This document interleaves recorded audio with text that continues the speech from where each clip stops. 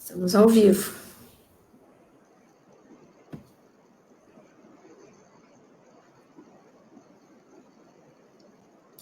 Boa noite a todos e todas, estamos iniciando a nossa live e hoje a gente tem um privilégio enorme aí de estar discutindo um pouco, conversando sobre a juventude e o Fora Bolsonaro. E para isso, então, a gente traz aqui para vocês o Alídio da Luz, que é ativista, né, dos movimentos sociais, populares, estudante de psicologia, hoje um militante da resistência socialista, ex-presidente do PCdoB na cidade de Santa Maria, e que tem um acúmulo muito forte aí dos movimentos, e em especial, né, o movimento também estudantil. A Luque Ramos, né, também uma ativista dos movimentos sociais populares, diretamente ligada ao movimento estudantil. Ela faz parte também, militante da resistência socialista, e hoje ela é diretora de assistência e permanência, isso, Luque, né, da OER Rio Grande do Sul. O Thiago Aires, né, o nosso parceiro aí das nossas lives, da Hora H, ex-presidente do DCE também da UFN, do diretório, né, do direito, né, mas ex-presidente do DCE, e tem uma história também bem importante aí na construção do movimento estudantil de Santa Maria. E eu também, né, embora já há um bom tempo, mas a gente me constituiu em minha vida dentro do movimento estudantil e, de fato, né, a gente que é forjado nas lutas, começa cedo, isso faz com que a gente tenha uma outra percepção, um outro olhar de mundo, né? O movimento estudantil, ele tem uma característica, não sei se para vocês, mas para mim ele teve uma característica de me tornar um pouco irreverente com a vida, me deu muita coragem, me ensinou a ter coragem, inclusive eu aprendi, né, que a coragem não é não ter medo, né, a coragem é mesmo com medo tu ir fazer o que tem que ser feito. E isso que eu aprendi muito, né, no movimento de casas, eu fui a primeira mulher presidente da Casa Estudante, participei do DCE de Santa Maria, diretório acadêmico da Letras, Executiva Nacional das Letras, UNE. Então, a gente, né, tem assim, ó, eu tenho uma saudade imensa, porque foi um dos meus melhores momentos, né, e também participei, quando iniciei, assim, né, era uma prega, mas quando fui presidente da União Estudantil Uruguaianense, do início do fim das diretas jazz, né, então foi um movimento muito forte da juventude. E agora a gente está vivendo momentos obscuros, né, um governo obscuro, um momento muito obtuso, de uma crise sanitária sem precedente, talvez uma das maiores da nossa história, e uma crise política e econômica, né, embora a crise econômica tenha começado já bem antes, e a crise política com a eleição do governo Bolsonaro, mas em plena pandemia a gente está num barco à deriva, né, um barco em plena tempestade, sem governo, e começa a tomar força para Bolsonaro, né, Lídio? Então, queria aí que tu nos dissesse aí um pouco como é que a juventude aí tá, o que a juventude está pensando e como é que está a situação aí para nós. E já queria saudar aqui a Maxine, né? Maxine, nossa estudante de terapia ocupacional da UFM, da nossa juventude da resistência socialista também, a professora Ana Cristina, a Maxine aqui nos dando boa noite, a professora Ana Cristina Brignol, obrigado por estar conosco, a professora Mônica, do curso de dança da UFSM, né, boa noite, gente de luta, para Bolsonaro, Socorja, Viva a Força, e a combatividade da juventude, e a Regina Moraes, né, que não está muito bem hoje, eu acho. Mas, vamos lá, Alídio. Bom, o Bolsonaro ele é inimigo da juventude, né? A direita brasileira é inimiga da juventude. Essa direita brasileira foi a mesma que sempre tentou sucatear os serviços públicos, tentou sucatear a universidade pública, tentou evitar o acesso da juventude para a educação. É a mesma direita brasileira que entrou na justiça, foi no Supremo contra o acesso da juventude através do ProUni. É a mesma direita que agora que possibilitou a eleição do Bolsonaro, serve como base de sustentação e continua atacando a juventude, principalmente a juventude negra, periférica. Agora a gente está vendo um grande movimento de que as vidas negras importam, né? A morte dessa juventude tem que parar, é uma expressão do fascismo e é alimentado por esse presidente. É o presidente da morte, é o presidente inimigo da educação, e ele sabe que a juventude considera ele inimigo da educação e que a juventude vai ser protagonista da derrubada desse presidente, assim como foi protagonista da redemocratização foi protagonista da queda do Collor, protagonista contra os ataques neoliberais dos anos 90, quando tentaram acabar com a nossa universidade, vai ser protagonista agora também da queda da família, como diz o deputado Pimenta. Família, a gente tem que lutar, acho que agora é fora Bolsonaro, movimento antifascista, e torcer, não só torcer, como lutar muito para conseguir que ele caia e vá para a cadeia, que é o lugar dos milicianos da família Bolsonaro. E Luque? Bom, gente, boa noite. Acho que a fala do Lídio me representa muito, né? A juventude, acho que geralmente nós, né? A gente tem essa característica muito de estar puxando à frente. E eu acho que a gente também tem esse papel e esse dever de estar sempre incentivando e puxando à frente da luta da forma mais coesa e radical, mas radical ao mesmo tempo. Então, de ter essa responsabilidade, mas também de ser essa centelha provocadora dos movimentos, né? Nosso protagonismo já aí, a UNE também, no papel lá, desde as diretas já, desde as grandes manifestações contra a ditadura, até hoje, assim, a gente vê que esse movimento estudantil, mas os movimentos de juventude como um todo, eles têm uma potencialidade muito grande. E eu acho que nós, da mesma forma como as mulheres em 2018 puxaram o Ele Não, temos essa responsabilidade histórica e com o nosso país de também estar puxando à frente fora Bolsonaro. Claro, sempre de forma responsável e também trazendo para o debate o que a gente quer. Então não é só dizer o fora Bolsonaro, é posicionar que nós também temos um papel e que nós também temos um projeto para o país, né? Então de poder diferenciar tudo isso que a gente traz como Juventude da Resistência Socialista, como movimento em frente, né, no movimento estudantil, e poder posicionar esse nosso debate, posicionar esse nosso fora Bolsonaro, porque também não é alternativa de direita que a gente quer, né? Maia, para nós, não é uma opção.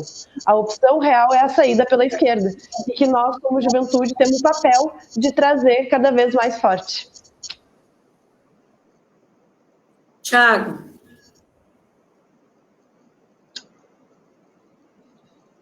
E o áudio aqui primeiro, né? Bom, boa noite a todas e todos, né? Boa noite, Alídio, né? Boa noite, Luque. É importante a gente estar podendo debater nessa noite, né, essas questões da juventude, né? E os desafios que tem aí nessa atual conjuntura, né? E que vem já de algum tempo impondo, né? Esse certo enfrentamento que tem de haver, né? Desde ali pós-golpe, né, inicia ataques à educação, né, tendo como centrais esses ataques à educação e à juventude, né. Vocês estavam falando agora e eu lembrando ali do Escola Sem Partido, né, que é aquele movimento que já começa, né, para atacar a juventude, para atacar o conhecimento, né, quer dizer, depois ali o Bolsonaro, e é importante a gente também ter essa leitura, né, e ver por que parte da juventude acabou apoiando o Bolsonaro, né? Então, a gente também poder avaliar nesse sentido o que levou uma grande parte da juventude a acabar apoiando o Bolsonaro, né? Então, teve um expressivo, né? Uma parte significativa da juventude apoiando o Bolsonaro.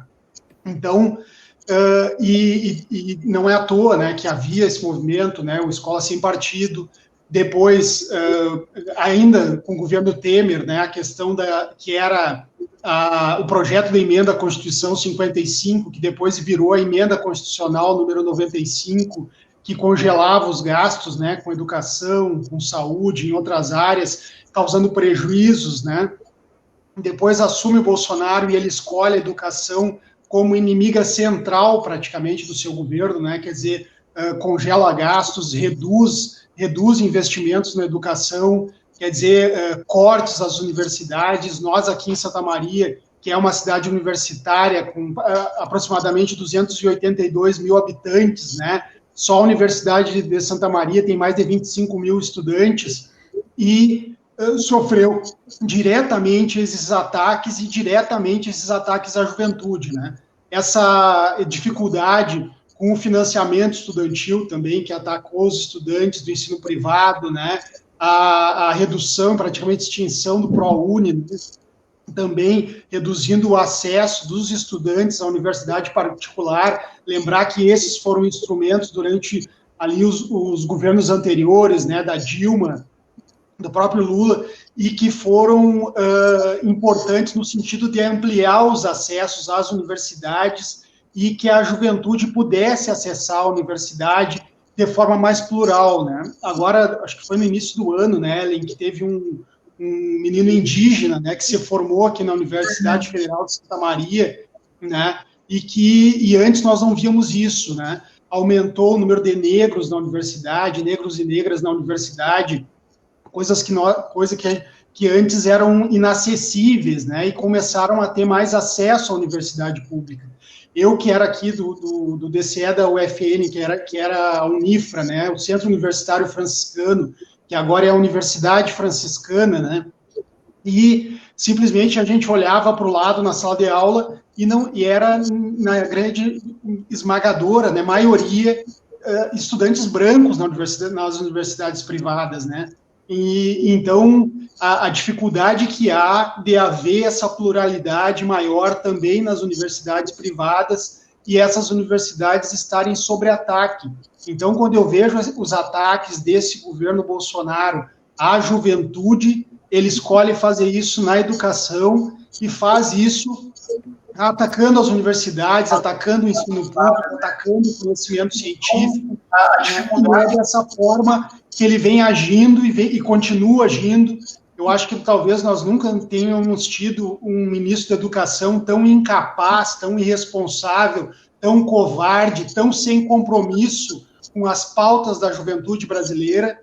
Tal o fato agora dele simplesmente não se importar, de ver que não havia condições de se realizar o Exame Nacional do Ensino Médio agora nesse período, e ele simplesmente vai e tenta impor de aplicar o Exame Nacional do Ensino Médio em um momento que não havia condições, não há condições de se realizar para se dar amplo acesso à juventude que precisa desse exame para acessar a universidade pública, e nós vimos de forma irresponsável tentando confrontar e ainda tentando realizar esse exame, o Exame Nacional do Ensino Médio nesse momento.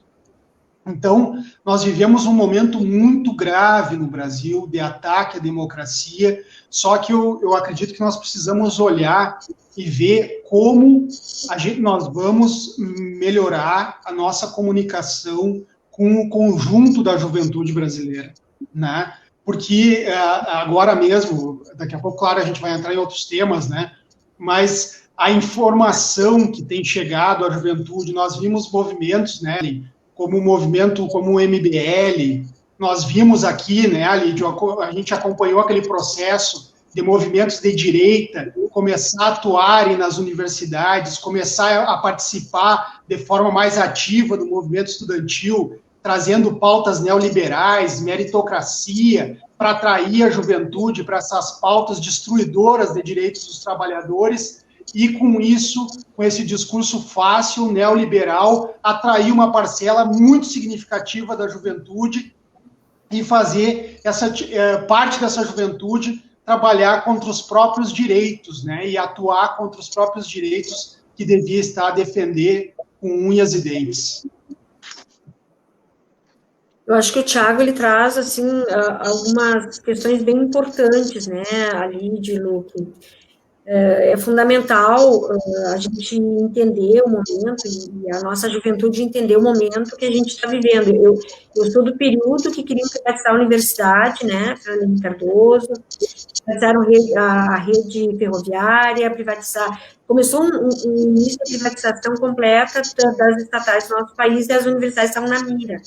Só que a gente conseguiu, na época, com o movimento, a gente conseguiu, na verdade, conter, e a partir do governo Lula e Dilma se ampliou, então, né, se ampliaram vagas, se ampliaram programas, o FIES, o ProUni, né, o acesso e a permanência da juventude dentro da universidade.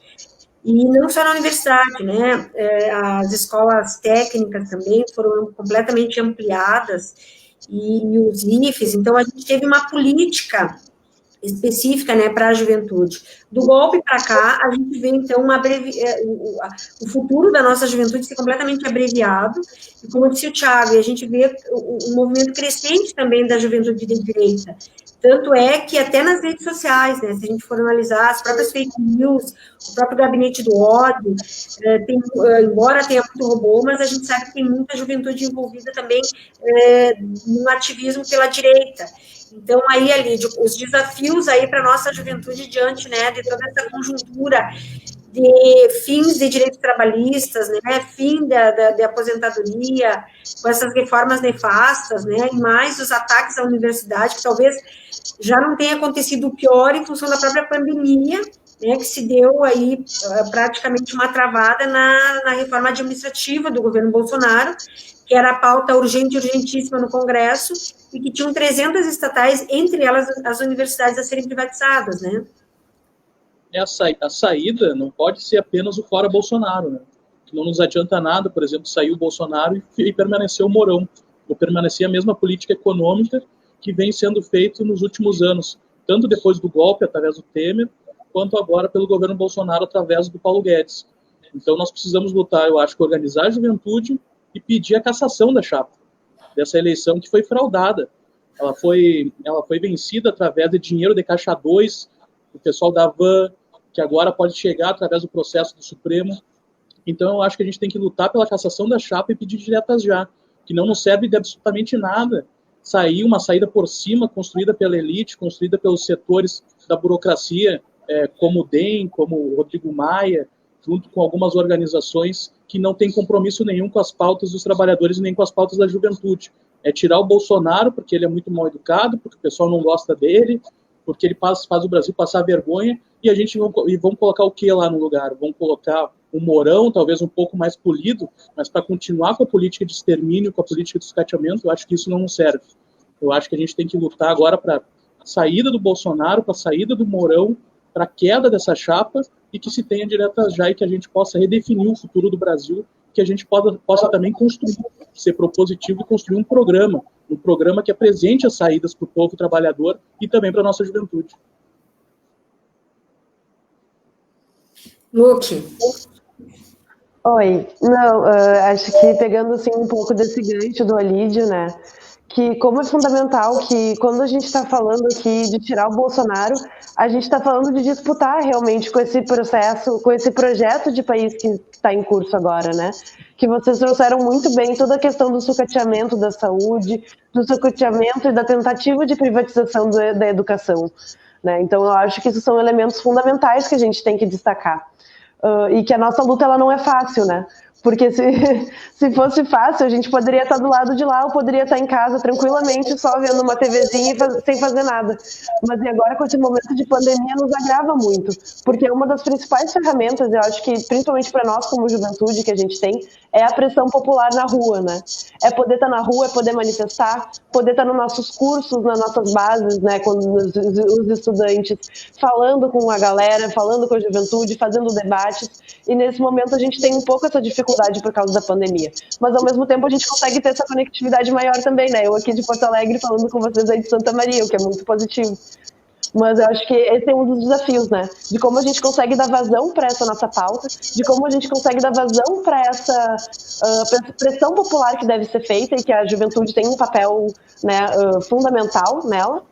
E eu acho que o segundo desafio, Ellen, que eu acho que é uma coisa que tu traz assim também bastante, e que é uma coisa que a gente tem que se desafiar a pensar bastante, é a questão de como a gente pode reencantar os jovens, né? Esses jovens que foram cooptados para esses projetos nefastos da direita, essa necropolítica que está aí em curso. Como é que a gente pode fazer, quanto juventude, quanto jovens trabalhadores e trabalhadoras, quanto estudantes que ocupam seus espaços de representações, né? Seja nos DAs, seja nas entidades mais gerais, como a UEE.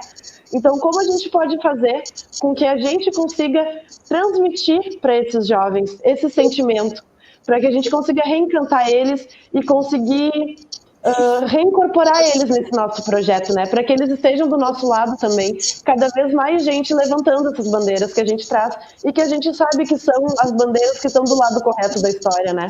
Que a gente que está lutando pela igualdade, que a gente está lutando por melhores capacidades, melhores condições do nosso povo e do nosso Brasil. Então, acho que esses são os desafios assim, que eu vejo colocados e que a gente tem que estar sempre se colocando atentos em relação a isso para a gente conseguir coesionar melhor, né, a nossa luta. Acho que é um pouco isso. Tiago, então, qual é... Só deixa eu saudar aqui a Tânia também, a Tânia querida, a Tânia Regina, né, conosco, a Samara Cabral, a Bruna Graziella, né, Cora Bolsonaro, a Michelle Cabral aqui conosco, Maurício Lorenzato, né, baita debate, parabéns pela iniciativa, a Valmir dos Santos, né, boa noite, companheiros, meu total apoio à juventude, um baita debate, movimento em frente, né, adorei o debate, a juventude deve ser protagonista para derrubar o Bolsonaro e pela derrota do seu projeto, cassação da chapa, a Liege, a Belinha aqui também, da nossa juventude aqui da Resistência Socialista. Então, obrigada. Eu pedi para o pessoal curtir, compartilhar, comentar, é muito importante que a gente, né, tenha o maior alcance possível da nossa live, levar esse debate, ele é fundamental, porque muitas vezes a gente debate tudo, né, mas a gente acaba não debatendo exatamente, parando para debater um pouco, né, a questão da própria juventude, muitas vezes a questão das mulheres, essas pautas identitárias, às vezes a gente acha que tu tem que debater o macro, mas não precisa debater, né, essas questões que são fundamentais, e quando tu fala, Luque, né, como reencantar, eu acho que esta deve ser o central do nosso debate, né, do debate da esquerda, inclusive, né, como reencantar a nossa juventude. E aí, Tiago?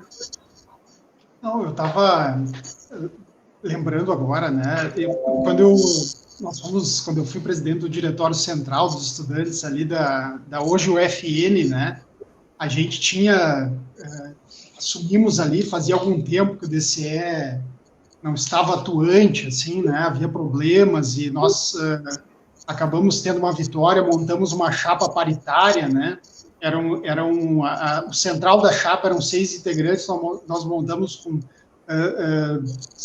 3 homens e 3 mulheres a nossa chapa, né, foi um prazer essa semana ver a que foi vice da minha chapa, né, a Thaisa passando no mestrado agora, né, apresentou a tese de mestrado dela, então defendeu e foi muito legal, assim, a gente ver esse momento, né, e quando nós assumimos a gestão do DCE, né, a gente tinha uma ideia, assim, de que a gente precisava mudar algumas coisas, né, então a gente sempre que fala de juventude tem que falar naquele sentimento de mudança, né, quer dizer, é algo que não está certo, algo que está errado na sociedade, na vida, na faculdade, na universidade, no nosso bairro, na nossa comunidade, ou dentro da nossa casa, e a gente precisa mudar, né? Quer dizer, aquele sentimento de que tem algo a ser modificado e que a gente vai precisar agir, vai precisar lutar muito para mudar, né?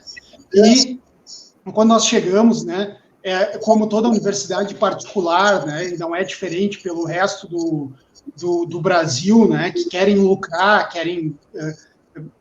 às vezes cobram mensalidades, por mais que às vezes ganhem vantagens dos governos, né, isso não é diferente com o que a gente vê na área da saúde, com os planos de saúde, né, lucram muito, então as universidades particulares sempre também buscam lucrar muito, embora muitas não tenham esse cunho, se diga assim, filantrópicas, né, ou sem fins lucrativos, né, mas a universidade, eu lembro quando a gente entrou, e a gente tinha que pegar o atestado de matrícula para poder buscar estágio, para poder buscar algum emprego, né, e custava R$8 para a gente, o atestado de matrícula, né, para cada atestado. E se tu quisesse tirar cópias, né, pedir mais cópias autenticadas, tu teria que pagar R$8 mais cada cópia, sabe? Então era uma coisa assim, quer dizer, se eu fosse procurar emprego em 10 lugares, eu ia ter que pagar R$80 para conseguir tirar um atestado de matrícula, né, na universidade. E aí a gente começou a ver, assim, né, e claro que o estudante, ele sente as dificuldades na pele, né, então nós começamos, né, a marcar reuniões, dialogar com a direção da universidade, dialogar com os colegas estudantes, né, muita gente, e é impressionante que a gente sente essa resistência, às vezes, de colegas, né, de pessoal da direita mesmo, que acha que não, que tem que lucrar mesmo, que tem que faturar em cima de tudo, né, não se importa que as pessoas queiram lucrar em cima da saúde dos outros, não se importam, né, com a vida das pessoas, mas eu digo assim, quando uma instituição ela resolve prestar o serviço educacional, ela tem que entender que isso tem certos valores e que precisam ser levados em conta, né? Então, aí com muita luta a gente conseguiu que isso passasse a ser fornecido de graça, os atestados, né? Então, isso não saiu de graça. Atestado por exemplo, tinha algum parente que falecia, aí tu não podia te afastar, se tu perdesse uma prova, tu tinha que vir e pagar, né?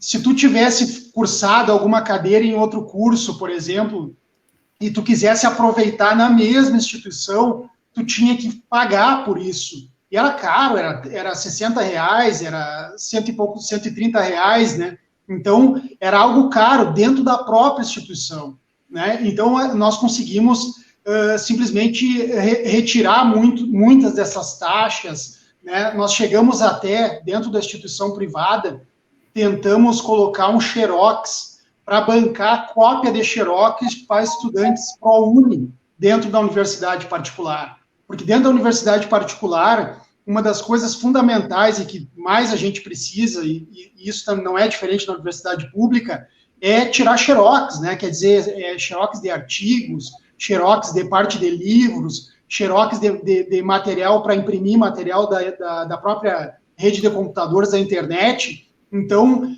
coisas que são fundamentais, mas que quando a gente vai ver do estudante trabalhador, né, que trabalha de dia, vai estudar de noite, que já tem que sustentar a sua família, né, água, luz, muitas das vezes aluguel, mora na periferia, se desloca de ônibus. Então, cada centavo faz muita diferença e a gente sabe que os gastos na universidade, se for olhar um mês dentro da universidade só com xerox, ele é muito elevado e muitos estudantes não conseguem tirar sequer o xerox para estudar. Então, tem ações que, por vezes, fazem toda a diferença na vida dos estudantes. E, claro que cada vez mais aumentam os desafios, né, o ataque às universidades, né, então, e nesse momento também se agrava, porque muitos estudantes simplesmente não têm acesso à internet, né, então, nesse momento, muitas universidades privadas acabaram optando pelo ensino à distância, né, e a gente sabe que não tem a qualidade, não chega perto da qualidade que tem o ensino presencial. Então, simplesmente, eu, pelo menos, tenho essa avaliação de que não tem condições do ensino à distância substituir um ensino presencial. Não tem condição alguma de se pensar nisso. E, então, a gente vê, às vezes, com muita preocupação esse momento agora, de quererem praticamente impor, né, um calendário, de quererem, fazem isso também na rede estadual, pública, de ensino secundarista no estado, né, mas eu vejo isso com muita preocupação e eu também queria debater isso com vocês, né. E eu acho que tá meio aberto, assim, tá, Lid, Luke e Thiago, né, mas só para problematizar, mas vocês, né, fiquem à vontade também. Mas o Thiago tocou numa questão importantíssima, que é essa questão do isolamento social, essa questão da própria pandemia, a perspectiva, assim, que a gente não tem, né, do que vai estar acontecendo nos próximos períodos. E eu fiquei muito preocupada, eu sou professora pública estadual, e fiquei muito preocupada com o governador Eduardo Leite, na semana passada, com o seu secretário de Educação, dizendo que era necessário, então, que vai iniciar, a partir de agora, de junho, 5 fases para o retorno às aulas, né, e que teria que iniciar com a educação básica, inclusive, porque os pais precisam trabalhar. Então, a preocupação é enorme, assim, como que os estudantes, então, nesse cenário completamente capitalista, em detrimento da vida, né, que Bolsonaro não está nem um pouco preocupado com a pandemia, o controle da pandemia, como que a gente vai, como é que a juventude, como é que os movimentos estudantis vão estar atuando, e a gente, né, segue mais ou menos o que a UNE tem, mais pelas redes sociais, né, o que a UNE tem tentado, na verdade, inclusive a anulação do próprio trimestre e a anulação do semestre agora. Então, na verdade, é um ano que um ano letivo, porque o ano letivo não é o ano civil, né, isso aí a gente tem um entendimento, quer dizer, eu sou filha de greves, eu me formei em letras, greve atrás de greves, greves de 90 dias, por exemplo, onde tu acabava o semestre em maio e em junho tu ia começar o novo semestre, digamos, o ano de 2020. Então, na verdade, a gente está vendo que as faculdades privadas e algumas escolas, né, privadas, elas estão conseguindo fazer esse trabalho à distância, trabalho remoto, só que a pública não tem, né, não tem condições nenhuma, inclusive no decreto, não é decreto, não chega a ser um decreto, né, mas nos protocolos do Eduardo Leite, ele diz que a educação básica, as crianças e os adolescentes e os jovens deveriam estar 2 metros de distância, no ensino médio 1,5 metro e no universitário 1,5 metro. Eu pergunto para vocês como é que tu vai fazer com que dizer para uma criança, é 2 metros, não pode chegar perto do teu coleguinha para brincar, para não pode fazer nada, né? Então, assim, muito grave a situação, e eu acho que para a nossa juventude aí é algo, não sei o que vocês têm pensado, né, o que vocês têm aí para nos dizer sobre isso. Alídio. Bom, tu falou uma coisa, né? Existe agora uma pressão por conta dos pais que estão voltando para os trabalhos de não ter onde deixar seus filhos, né? E isso tudo também é consequência por conta da política econômica.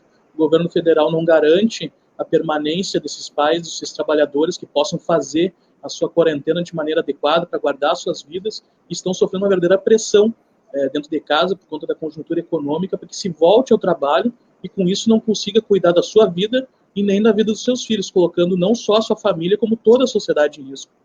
Então, isso é mais uma consequência da política econômica do Bolsonaro, que está tentando fazer aí uma pressão por conta da conjuntura econômica para que as pessoas voltem às suas atividades, e isso está refletindo tanto a nível municipal, a nível estadual, no Brasil inteiro. Então, isso é mais uma consequência da política econômica, e também a gente tem que fazer esse link com o governo federal. Não é por acaso que isso está acontecendo, isso tem um fundo, isso tem uma política econômica, a política econômica da morte, que é do Paulo Guedes, que é do Bolsonaro. Então, é importante a gente fazer esses links das realidades que as pessoas estão passando e que é uma consequência dessa política. E, infelizmente, pelo andar, é isso que vai acontecer, né? Cada vez mais uma naturalização desse absurdo que está acontecendo, quase 30 mil brasileiros que morrem, e existe uma naturalização e uma pressão do governo para que isso volte, e os prefeitos e os governadores parece que estão sucumbindo à política de Bolsonaro. Aqui a gente assiste em Santa Maria a flexibilização feita pelo prefeito Jorge Pozzobon, que tem resultado num grande aumento do número de casos de infectados. A nível estadual é a mesma coisa, com o Eduardo Leite agora fazendo essas flexibilizações em cima de um estudo que a gente não sabe muito bem como foi fundamentado cientificamente, qual vai ser o efeito nas cidades, qual vai ser o efeito no povo gaúcho. E tudo isso a gente vai ter que denunciar, porque as consequências elas estão acontecendo e vão se agravar. Já estão se agravando com a flexibilização do comércio, eu não tenho dúvida que vai se agravar a situação com a flexibilização das redes de ensino voltando às aulas, porque, como tu bem disse, não tem estrutura dentro das redes, da rede pública nem da rede particular, não se tem como evitar o contágio, vai ser uma grande tragédia, não só para as crianças, para os pais dessas crianças, como também para os trabalhadores da educação. Luke. Assim, acho que todos os elementos que a Lídia trazem, assim, me contemplam muito, assim, bastante na linha do que eu tinha pensado. Então, pensei agora em contribuir um pouco também nesse debate de como está se dando o processo também do ensino remoto nas universidades, né? Porque a gente tem nesse momento de pandemia, com a impossibilidade da volta às aulas, ao mesmo tempo a gente tem uma pressão muito grande vinda do MEC e das universidades privadas também, em relação às aulas das universidades públicas estarem paradas, né? O que coloca ainda mais em risco a questão da nossa, da existência, de verdade, assim, né, da universidade pública. Porque a gente tem uma pressão de todos os lados em relação a cortar orçamento, em relação aos trabalhadores, né, quererem voltar ao trabalho, e os estudantes quererem voltar, alguns estudantes quererem voltar a estudar. Então a gente tem pressões de todos os lados e, ao mesmo tempo, muitas das universidades têm tomado medidas, né, que pelo ensino remoto, que ele, pela sua concepção, ele já é excludente. Porque tu está dizendo que alguns estudantes que têm acesso, eles vão poder fazer, mas os estudantes que não têm acesso, eles não têm escolha, né? Então eu vejo com bastante preocupação, assim, essa questão, porque a pandemia, ela também traz esse agravante nas diferenças sociais que existem no nosso país, né? Quem está mais se expondo ao vírus é justamente quem é mais vulnerável, é justamente quem precisa estar trabalhando para receber a renda, porque a gente tem um governo que é incompetente, que não consegue fornecer esse auxílio, né? A gente tem saiu o auxílio emergencial do Bolsonaro, mas que a gente sabe que na prática não tem funcionado. A gente vê a galera nas filas da Caixa, né, por horas e horas esperando para ver se consegue retirar o seu dinheiro, sem acesso à internet, sem poder fazer a requisição do pedido, né?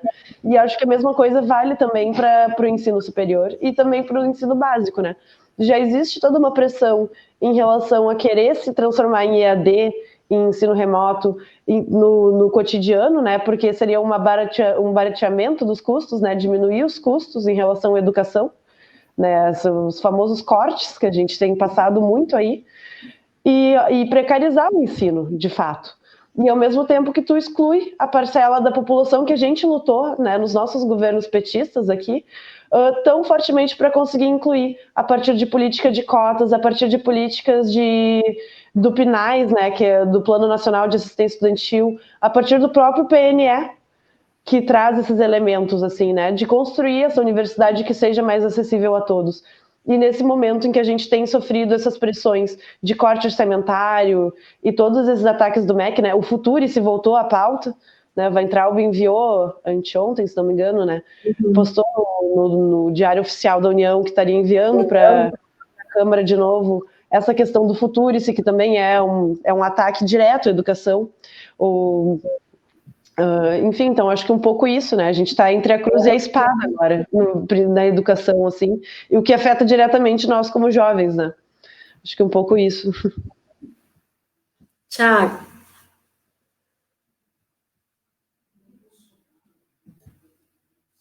Eu acho que tu tá sem som. Agora acho que eu coloquei. É que eu tiro aqui para não atrapalhar a live. Claro. Né? Mas o governo Bolsonaro, né, é o governo da corrupção, né, da mamata, é o governo, quer dizer, né, só para dar um exemplo, diz que às vezes as pessoas ouvem a gente dizer isso e ficam chocadas, né, porque ele diz que não tem corrupção no seu governo, né, mas por que é o governo da mamata? Em janeiro, quando o Bolsonaro assumiu, nomeou o presidente do Banco do Brasil. O filho do vice-presidente Mourão foi promovido no banco, passou a receber 3 vezes mais, né? Os parentes do Bolsonaro são carregados em avião da Força Aérea Brasileira para irem no casamento do filho Eduardo Bolsonaro. Né? O próprio presidente indica para ser embaixador dos Estados Unidos o Eduardo Bolsonaro, seu filho, e ele mesmo diz, é para favorecer o meu filho, né? Interfere na Polícia Federal para proteger parentes e amigos, e é o governo que a gente enfrenta uma crise política constante, né? Esse governo, desde que assumiu, ele vive e sobrevive de uma constante crise política, sustenta uma crise econômica desde o governo Temer, né? Com políticas, o acirramento da política neoliberal do governo Temer, né? E se isso não bastasse para retirada de direitos dos trabalhadores, para a reforma da Previdência, para um crescimento pífio do nosso produto interno bruto, nós ainda enfrentamos uma pandemia, né? Uma crise sanitária gigante que afeta principalmente os mais pobres, e simplesmente esse governo, sem capacidade de liderança, sem capacidade nenhuma de coordenação, deixa o navio simplesmente desgovernado, não aponta para o povo brasileiro quais as medidas a serem tomadas, não acata as determinações da Organização Mundial da Saúde, não respeita o que diz a ciência, não respeita as determinações do próprio Ministério da Saúde do governo Bolsonaro, né? Então é um governo destruidor, além de ser um governo destruidor de direitos, que desrespeita os trabalhadores, que ataca a educação, ataca o conhecimento, um governo corrupto que direciona verbas do governo federal, de estatais, para financiar sites de fake news, para distribuir mentira, para distribuir desinformação, para distribuir ataques adversários e atacar o Congresso Nacional, atacar o Supremo Tribunal Federal. Se isso não bastasse, esse governo ainda empurra os brasileiros e brasileiras para a morte ao fazer discurso contra o isolamento social, ao participar de manifestações. Ontem o Aras, de madrugada, falou em uma entrevista ao Bial que não havia comprovação de que o Bolsonaro tinha o coronavírus, né, que tinha Covid-19, né, e que então ele não estaria cometendo crime porque eles não estariam infectando, né. Aí eu pensei na hora, mas e se a primeira pessoa, né, em uma manifestação que ele apertou a mão estiver contaminada, ele não vai contaminar todas as outras que ele passou a apertar a mão e tirar selfie e tirar a foto com o rosto colado? Então, é de uma responsabilidade gigante. Se isso não bastasse, nós temos aqui no Rio Grande do Sul e aqui na cidade de Santa Maria a política que o Bolsonaro defende nacionalmente. E embora ele consiga implementar de certa forma, porque cada vez que ele fala, cada vez que ele age de forma irresponsável, algumas pessoas acabam rompendo com o isolamento social e acabam se expondo a contágio, expondo outras pessoas. Se isso não bastasse, o governador aqui do Rio Grande do Sul, Eduardo Leite, aplica na prática a política do Bolsonaro. O prefeito de Santa Maria aplicou na prática a política do Bolsonaro de flexibilização do isolamento social com o retorno das atividades não essenciais do comércio e de serviços em um momento muito difícil para Santa Maria. Aqui em Santa Maria, o prefeito fechou o comércio não essencial no dia 19 de março. Não deu 7 dias, não deu uma semana, e os setores empresariais, representantes dos setores econômicos do município, já pressionavam pela reabertura do comércio, sem se importar que havia um contágio com um vírus que mata as pessoas, um vírus que causa colapso no sistema de saúde, nos municípios, nos estados, pelo Brasil inteiro. Foi isso que aconteceu. E simplesmente o prefeito, em 19, aqui fechou, né, o comércio, os setores econômicos pressionando. Aí, quando já se anunciava, inclusive pela imprensa, que o prefeito pudesse ceder e reabrir os serviços aqui, no dia 1º de abril, o governador vai e decreta o fechamento do comércio não essencial em todo o estado do Rio Grande do Sul. Não deu 7 dias. No dia 7 de abril, a Fiergs, a Farsul e a FEComércio se reúnem com o Eduardo Leite e apresentam a pauta deles. No dia 15 de abril, que vencia o decreto que ele havia editado lá no dia 1º, qual é a primeira decisão do governador? Flexibilizar o isolamento social no Rio Grande do Sul, liberando os municípios para que tomassem as suas decisões. Qual o efeito imediato? No outro dia, prefeituras pelo Rio Grande do Sul reabrindo o seu comércio não essencial. Para dar um exemplo, Passo Fundo. Passo Fundo já passou dos 700 casos confirmados. Quando Passo Fundo flexibilizou a reabertura do comércio não essencial, reabrindo o comércio, no dia 16 de abril, Passo Fundo tinha 29 casos confirmados de Covid-19. Hoje o Passo Fundo tem mais de 700. Tem mais de 25 mortos lá em Passo Fundo. Então é preciso se entender que essa política tem resultados e estamos tendo um aumento significativo do número de casos no Rio Grande do Sul. Aqui em Santa Maria, o prefeito flexibilizou o isolamento, anunciou no dia 17.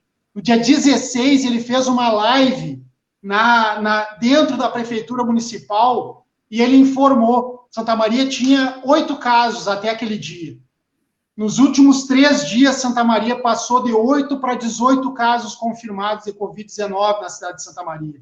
O próprio prefeito diz com todas as letras nessa live no dia 16 de abril que os últimos 10 casos na cidade de Santa Maria não era mais quem tinha vindo da Europa, quem tinha vindo de outro município do Brasil. Era casos comunitário, o contágio, a transmissão em Santa Maria havia deixado de ser uma contaminação local e tinha passado a ser uma contaminação, uma transmissão comunitária, santamarense passando para santamarense. O que o prefeito decide? Flexibilizar no dia seguinte, no dia 18 de abril, reabre o comércio, trabalhadores voltando a circular. Qual é a recomendação da Organização Mundial da Saúde quando se constata o contágio comunitário? Que deve se restringir a circulação, o deslocamento dos trabalhadores para o trabalho. O que o prefeito Jorge Pozzobon de Santa Maria, do PSDB, fez? Obrigou que os trabalhadores voltassem a circular no transporte coletivo da cidade, assim, como a Lídio falou, sem ter condições de deixar os filhos em casa, porque as creches estão fechadas, porque as escolas ainda estão fechadas, e os pais trabalhadores e as mães trabalhadoras não tinham como deixar os seus filhos na escola e se deslocar ao trabalho, mas se viram obrigados a dar o seu jeito e voltar ao trabalho em Santa Maria. O reflexo é que nós temos um aumento do número de casos em Santa Maria, que pulou de 18 para 192 até o dia de hoje. Né? Então, a situação é grave, né? Eu sei que às vezes eu me arrumo, é grave a situação, a juventude vem sofrendo com a dificuldade nos estudos, né? Com a dificuldade, os secundaristas sofrem, né? A juventude na universidade sofre, em função do que vem acontecendo, sofrem os trabalhadores de estarem tendo que está se deslocando nesse momento.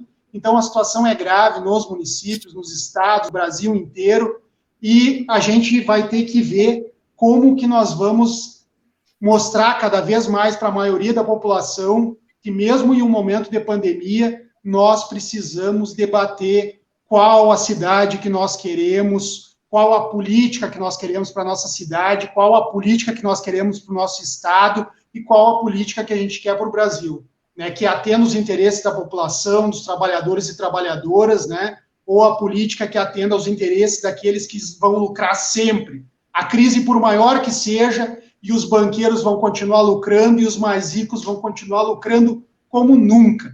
Mas o povo trabalhador vai sofrer, vai adoecer e pode vir a morrer em um hospital, se conseguir leito, se não conseguir leito, vai morrer sem sequer conseguir entrar no hospital. Então, é essa situação que a gente está vivendo nesse momento. Tá bom. Então, né, pensando um pouquinho, a gente já está, né, não, vocês é que sabem, né, mas em princípio vou fazer mais um bloco. Pensando nessa questão, né, que cidade nós queremos, que estado, que país, qual é o projeto de futuro.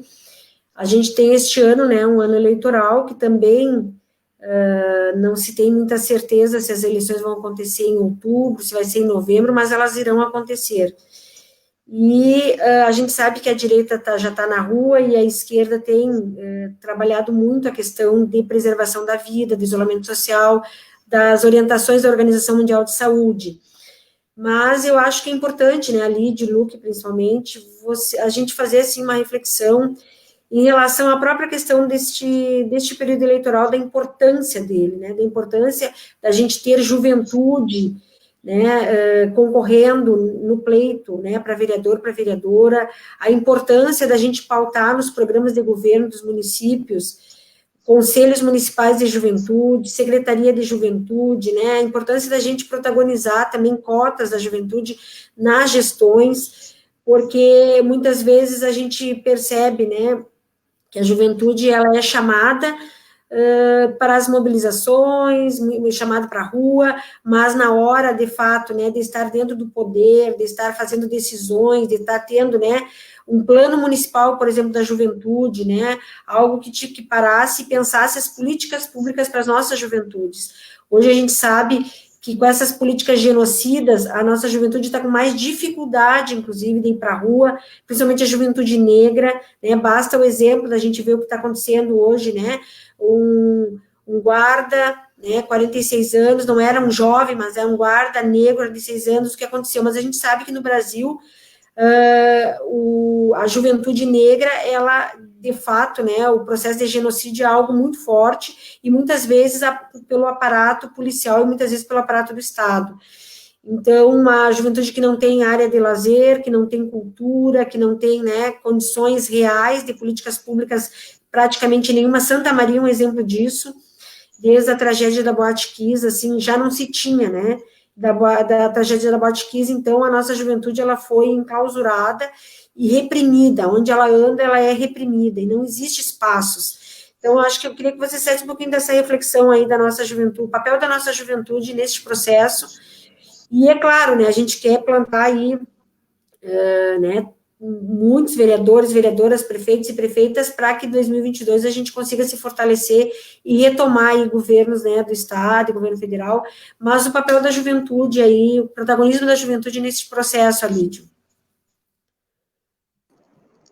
Eu acho que, como tu falou, da importância desse processo eleitoral, e esse processo eleitoral tem uma importância estratégica. Ele prepara também para a próxima eleição presidencial, se a gente conseguir também, né, defender a nossa democracia e acontecer o próximo processo eleitoral para a presidência da República. Mas eu acho importante a gente se organizar, contribuir com os programas de governo das nossas pré-candidaturas a prefeito, das nossas pré-candidaturas para vereador, e também fazer a denúncia dos filhotes de Bolsonaro que estão por aí.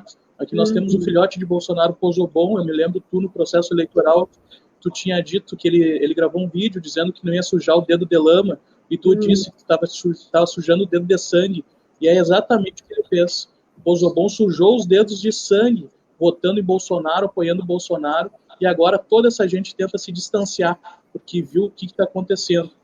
Mas a gente não pode esquecer que eles fizeram com o Brasil, e eles são parte do estrago, das mortes e da fome que está acontecendo no Brasil. Essa conta a gente vai ter que fazer eles pagarem. O nome deles vai ter que estar sendo escrachado. Não só do Pozobon, como Porto Alegre, no caso do Marquesan, de todos esses prefeitos e também dos vereadores. Quantos vereadores que foram tentando surfar nessa onda do Bolsonaro, indo nas comunidades, mentindo para o povo mais pobre, tentando colar o seu nome. Então, acho importante a gente fazer essa reflexão também e a juventude cumprir esse papel mais combativo de colocar o dedo e apontar quem é o cúmplice da fome no Brasil hoje, quem é o cúmplice da morte no Brasil hoje. Em Santa Maria tem alguns cúmplices. Tem o senhor Jorge Pozobon, que é cúmplice de tudo isso que está acontecendo, tem o senhor Sequim, tem o senhor Harrison, e a gente também tem que nominar os pré-candidatos a vereadores, os vereadores que estão na Câmara.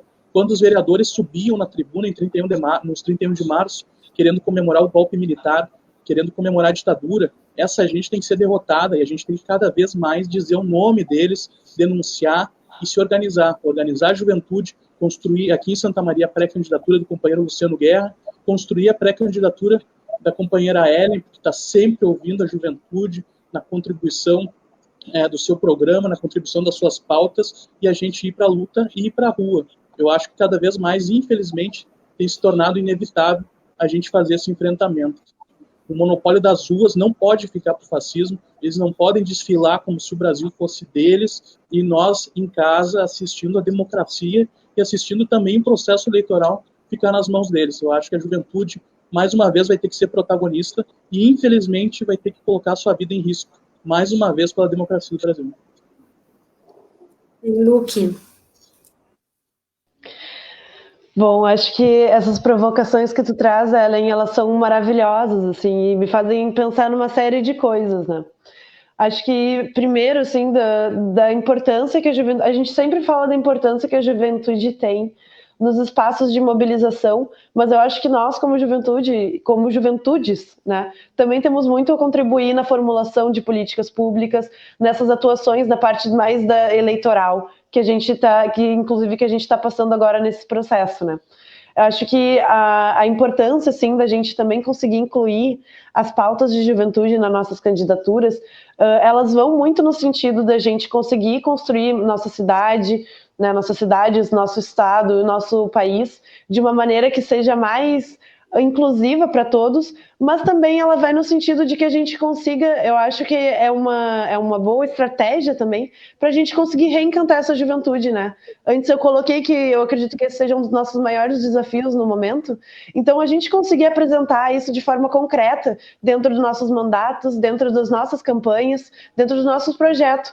Eu acho que é um dos caminhos fundamentais, assim, que a gente pode trilhar para conseguir fazer essa provocação das juventudes, né? Para além disso, assim, acho que algumas pautas que são centrais e que eu acho que elas têm se visto assim, em vários outros espaços, né, em vários municípios que a gente vê, é a questão da ocupação dos espaços pela juventude, né, seja por parte cultural, aí em Santa Maria, né, toda essa situação da Boate Kiss, aqui em Porto Alegre a gente sofre repressões horríveis quando a gente vai no bairro onde tem os bares, né, a polícia jogando bomba na galera, quando estamos à 1 da manhã só bebendo uma cerveja na calçada, assim. Então eu acho que são pautas, assim, que a gente não tem mais esse espaço de encontro da juventude, né, e que o encontro dessa galera ele é fundamental para que a gente consiga estar debatendo todas essas coisas que passam pela nossa vida, para que a gente consiga também estar denunciando, né, os ataques que a gente sofre por via do Bolsonaro, por via desse governo fascista que a gente vê aí. Então eu acho que essas são coisas fundamentais, assim, que também construir nas campanhas só tende a potencializar esse potencial que a juventude já tem, né? Então, acho que um pouco isso, assim, e agradecer pelo espaço, assim, fico muito feliz de poder estar aqui com vocês debatendo esse tema que é tão caro para mim, que é a juventude, né? Tiago.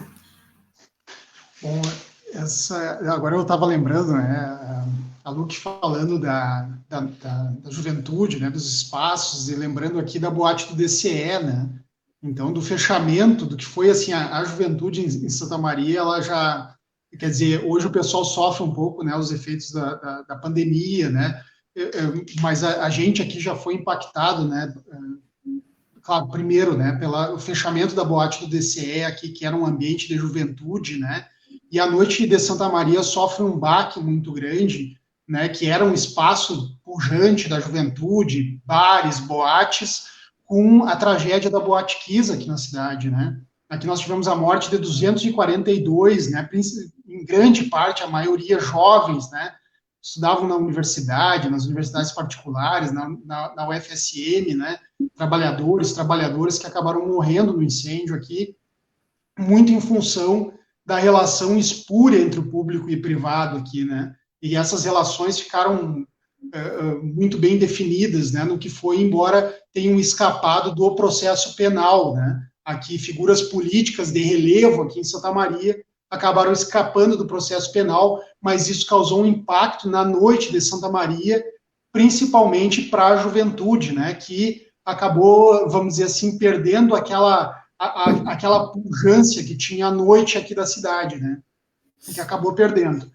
Uma outra questão que eu queria falar, Ellen, de forma rápida agora, que hoje a gente vê, né, e muitos governos acabam usando a pandemia como desculpa, né? Então, por exemplo, o governo Bolsonaro diz que o problema econômico é culpa da pandemia, né?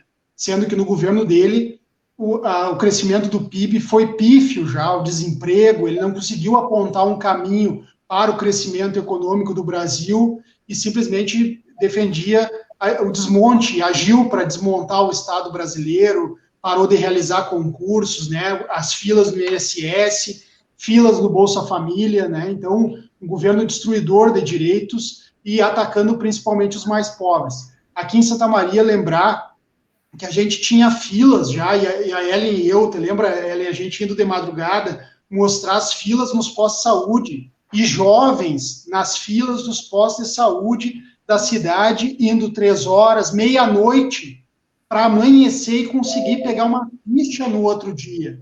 Vocês imaginem só um jovem, uma jovem, um trabalhador, uma trabalhadora, ter que ir à meia-noite para tentar pegar uma ficha no outro dia, às 7 horas da manhã. E isso sem pandemia. Quer dizer, depois vem e fazem aquele projeto aqui, o Laudus, para fazer atendimento e consulta online. Até hoje, do município, não tem uma iniciativa que seja no sentido de acabar com as filas na saúde de Santa Maria. E quando o prefeito diz, para me encaminhar para o final, né, que ele diz que ele, de certa forma, ele quer passar a mensagem que enfrentou a questão da pandemia e que enfrenta a questão econômica. Não resolve nem a questão da pandemia, porque se aumentam o número de casos, e não resolve a questão econômica, porque a população entende que ainda precisa permanecer em isolamento social. Quando ele diz que resolve a questão econômica, nós fizemos ato no calçadão de Santa Maria, mais de 3 anos, quase 4 anos de total abandono durante o governo Pozobon.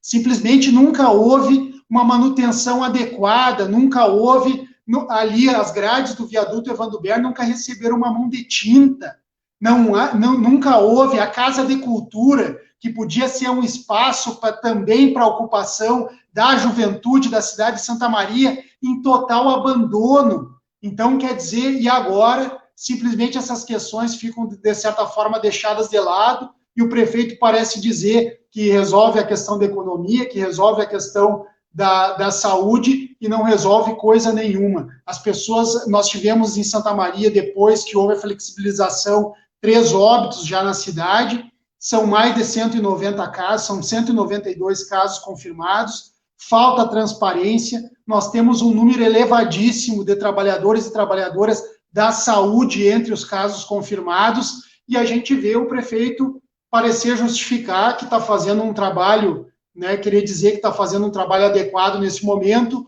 Hoje se abriu uma investigação na Câmara de Vereadores, né, um guarda municipal aposentado fez uma denúncia na Câmara de Vereadores, e hoje, por 14 votos favoráveis a 6 contrários, foi aberto um processo de investigação contra o prefeito Jorge Pozzobon, do PSDB, em Santa Maria. Então, agora nós vamos continuar acompanhando, né? E são esses desdobramentos que a gente tem nesse momento, né? Uma pandemia que a gente tem que estar enfrentando, com crise política, com crise econômica, e a gente vê, né, um prefeito que age de forma eleitoreira, ao invés de enfrentar, como devia estar fazendo, uma crise sanitária, uma crise econômica, né, e uma crise política pela frente aí no município também. Microfone aqui. Então, a gente está, né, já há 1 hora aí, eu queria, né, pedir para que o Alídio e a Luque agora fizessem aí as suas considerações, deixassem aí algo para a nossa juventude, pessoal que entrou aqui, quem já nos acompanhou, quem está acompanhando, quem vai assistir, a gente pede para o pessoal curtir, compartilhar, comentar, é muito importante a gente levar esse debate, só, né, as mídias alternativas, os blogs de esquerda, essas lives que tentam furar um pouco a bolha, que fazem um pouco esse debate, um debate real aí da nossa juventude, né, então, queria que vocês deixassem aí, a gente acredita, né, Lídia e Luque, que só a mobilização, né, só o povo na rua que realmente pode estar, embora, né, tudo que a gente está acompanhando, e a gente acredita nas instituições democráticas, a gente acredita no STF, acredita no Congresso, né, embora não ache que seja o ideal, muitas vezes, mas a gente, né, acredita nas instituições democráticas e na soberania do nosso país, acredita no nosso país, mas a gente acha que a gente precisa, né, o povo na rua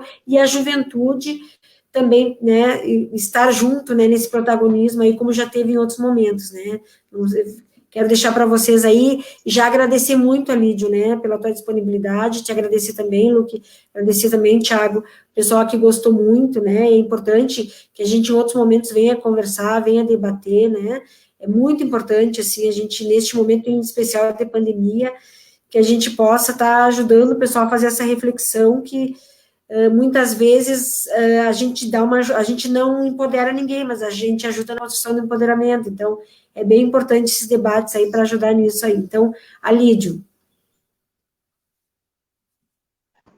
Bom, agradecer pelo convite, pelo debate, acho que foi muito bom essa nossa conversa, dizer que nós somos 70%. Eu acho que agora a nossa tarefa é organizar a população, é organizar o povo, é dizer que o Brasil não aceita nenhum tipo de retrocesso civilizatório, não aceita o fim das nossas instituições, ditadura nunca mais, e a juventude vai ser protagonista. Foi protagonista na redemocratização, foi protagonista na derrubada do presidente Collor, corrupto, foi protagonista na defesa das instituições públicas, nas ondas neoliberais dos anos 90, foi protagonista também na eleição do presidente Lula, na eleição da presidenta Dilma, e vai ser protagonista também agora, não só na derrubada do Bolsonaro, na queda da família, como também vai ser protagonista de uma grande derrota para a direita brasileira nessas eleições municipais. Derrotar Pozzobon, derrotar Bolsonaro, derrotar todos os filhotes de fascismo ou todos aqueles que colaboraram para que a gente chegasse no estado que nós chegamos até agora, num Brasil, infelizmente, que antes a esperança vencia o medo. E agora parece que o medo está vencendo a esperança. Eu acho que a juventude vai ter que cumprir um papel para virar esse jogo, e a gente vai virar esse jogo, e o Brasil vai ter esperança de novo. Mas vai ter esperança derrotando o Pozzobon, derrotando Eduardo Leite e derrotando o Bolsonaro. Antes de passá-lo, que eu vou passar para o Thiago, assim, rapidamente, né, Thiago, uma mensagem final aí, e depois eu passo... Né, só um abraço aí, cumprimentar o Alídio, né, cumprimentar a Luque, né, eu acho que é importante a gente estar debatendo essas questões, a juventude é diretamente atingida, não é à toa que Bolsonaro escolheu como inimiga a educação e as universidades públicas federais como centralidade do seu ataque à juventude, ao conhecimento, à ciência. Não é à toa que ele atacou sociologia, filosofia, né? Ataca os professores, ele gostaria muito de acabar com o concurso público, né? Então, essas formas de ataques aí é que a juventude vai precisar resistir, que nós vamos precisar fazer um diálogo muito grande com a nossa juventude e colocar essas questões que ele atinge diretamente o futuro da juventude e ataca com isso o futuro do Brasil. E, Luque, quero te agradecer muito, né? A juventude precisa desse protagonismo, mas as mulheres jovens, né? Muito, muito, muito bom, assim, quando a gente vê uma menina, né? Uma jovem mulher com esse protagonismo todo, né? Muito importante. E te convidar também, né? Para outras lives, e também a gente tem um grupo, né, Lídio, de juventude aí da resistência socialista, te convidar uma hora para uma reunião nossa, né, para uma conversa, acho que tu tem muito a contribuir com a gente, né, então te passo aí para tuas considerações aí, a tua mensagem para a nossa juventude, e dizer para vocês que a gente já está com já alcançamos 6 mil pessoas, eu acho que é bem importante, é bem bom, né, a gente alcançar um número, em algum momento essas pessoas assistiram, estão assistindo, né, e aí com certeza a gente vai ter um alcance maior ainda depois, né, então, Luque. Bom, acho que muito obrigada pelo convite, né? Eu já agradeci antes, mas eu que realmente assim eu fico muito feliz de poder estar participando desses espaços com vocês e fazendo debates tão qualificados, né? E acho que a minha mensagenzinha assim final que eu queria deixar é que o nosso caminho ele é duro e ele é muito duro. E a gente vai passar ainda por maus bocados enquanto a gente está nessa luta, mas que a gente está junto e a gente como especialmente. Então, acho que um pouco nesse sentido, assim, de que a gente falou lá em 2018 e isso ainda vale, né? Ninguém larga a mão de ninguém. A gente está todo mundo do mesmo lado, contra o fascismo, contra o autoritarismo imposto por esse governo, contra o genocídio que eles estão fazendo e em defesa do nosso projeto de país inclusivo, que seja realmente justo com os trabalhadores e trabalhadoras e que seja também justo com os jovens da periferia, com a juventude negra, com a juventude trabalhadora e com a juventude estudantil também. Então, acho que um pouco isso, né? E que a luta nos mostra que a gente consegue ter conquistas reais. Agora há pouco a UNE e a UE aqui do Rio Grande do Sul foram protagonistas no adiamento do Enem. Então a gente consegue sim ter vitórias nesses momentos tão difíceis. E eu queria então deixar um pouco essa mensagem de esperança e de que a gente está junto e que a gente vai seguir na luta juntos. Acho que é isso. Então tá. Quero pedir para o pessoal aí que está conosco, que gostou muito da live aí, parabenizando muito aí a Luque e o Alídio, né? E agradecer, então, Alídio, mais uma vez, né, a tua disponibilidade. Para mim é um orgulho enorme, né, contar contigo aí nas nossas fileiras, junto aí na Resistência Socialista, tu também, Luque, né, para nós é um orgulho enorme contar com vocês, né, agradecer o Thiago, meu parceiro, meu companheiro aí de live, e fazer a nossa propaganda, né, a gente todas as manhãs, a partir das 7h30, a gente tem a live Hora H, e à noite também, às 19h30, e quem quiser nos acompanhar, até a Michelle Cabral é minha irmã, minha fã, tá sempre junto aí, ela tá sempre junto aí, tá sempre aplaudindo aí a gente, né, e depois aqui o Lucas Nunes, também, né, me representa, né, então agradecer muito vocês, tá, pessoal, acho que foi muito show essa live, a gente teve um bom alcance aí, e dizer como diz a Luque, né, como diz a Lídia, né, é mobilização, agora um ativismo digital, mas assim que der é pé na rua, pé na luta, né, e que nos momentos difíceis nos aguardam, com certeza, mas nós que somos forjados nas lutas, na esperança e nos sonhos, estaremos juntos aí, sem medo de ser feliz, com certeza, tá, pessoal? Um beijão no coração de vocês, brigadão aí, até a próxima, tá?